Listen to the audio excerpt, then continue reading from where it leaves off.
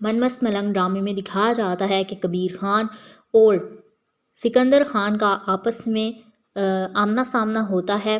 سکندر کار میں ہوتا ہے اور کبیر بائک پر ہوتا ہے، اس کے دوست بھی اس کے ساتھ ہوتے ہیں۔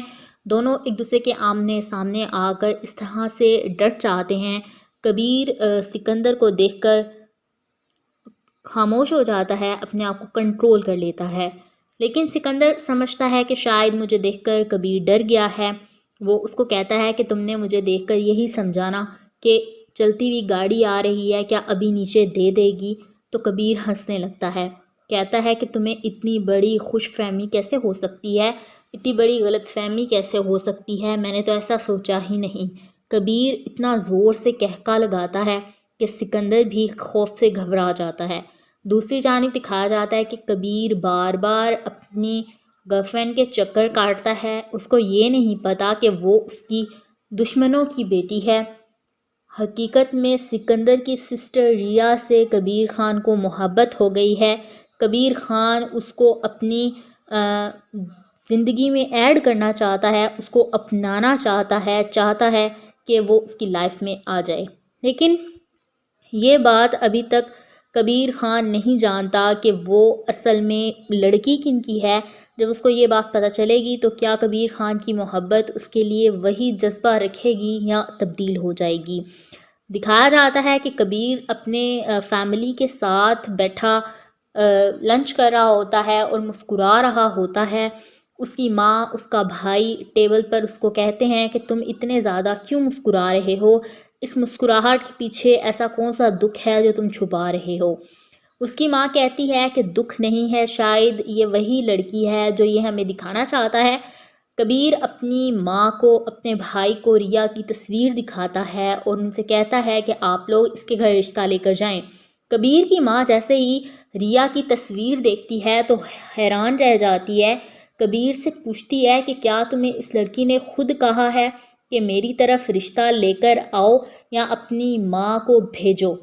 کبیر نے کہا کہ ہاں، اس نے مجھے خود کہا ہے کہ اپنے پیرنٹس کو میری طرف بھیجو، میں نے اس لیے آپ کو کہا ہے کہ آپ اس کے گھر جائیں رشتہ لے کر۔ کبیر کو نہیں پتا کہ وہ ریا اس کے چچا کی بیٹی ہے، وہ چچا جس کو کبیر خان آج سے کچھ عرصہ پہلے قتل کر چکے ہیں۔ کبیر خان کی فیملی جو ہے ان کے ساتھ اپنی دشمنی کے آج تک ازالے بھگتتی آئی ہے۔ جس لڑکی یا جس خاندان کی وجہ سے کبیر خان اتنا عرصہ پاکستان سے دور رہے، جبکہ وہ 10 سال کے تھے، ان کو ملک چھوڑنا پڑا، ان کو یہاں سے جانا پڑا۔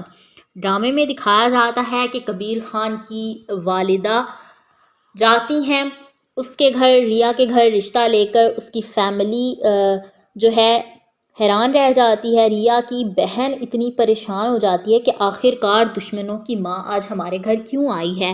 پھر کبیر کی ماں اس کو بتاتی ہیں کہ تمہارے بیٹے نے مجھے، میری دوست کو کہا کہ میں اس کو پسند کرتا ہوں، پھر اس نے مجھ سے ایسے ایسے باتیں کی، اس کو میرے بارے میں کیا نہیں پتا؟ اس کی ماں کہتی ہے کہ کبیر خان اتنا عرصہ پاکستان سے دور رہا ہے، وہ نہیں جانتا کہ آخر میں ریا جو ہے وہ اب کیسی ہے یا پہلے کیسی تھی، اس لیے اس کو اس چیز کا اندازہ نہیں ہے۔ اب کبیر خان جو ہے وہ چاہتا ہے کہ ریا اس کی لائف میں ایڈ ہو جائے، ریا کی اور اس کی شادی ہو جائے۔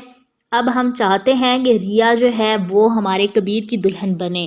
پھر جب ریا سے پوچھا جاتا ہے کہ کیا واقعی میں تم نے کبیر کو کہا ہے کہ وہ رشتہ لے کر آئے یا تم اس سے شادی کرنا چاہتی ہو، تو ریا صاف مکر جاتی ہے۔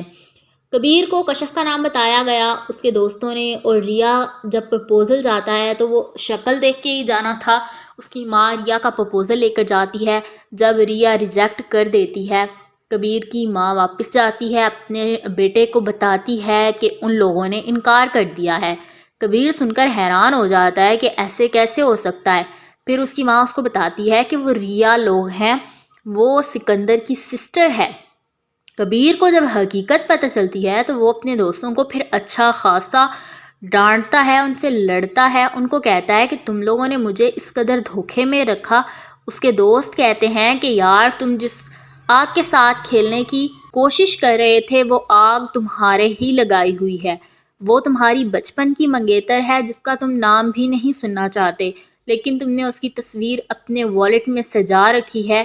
ہم اسی بات سے ڈرتے ہیں۔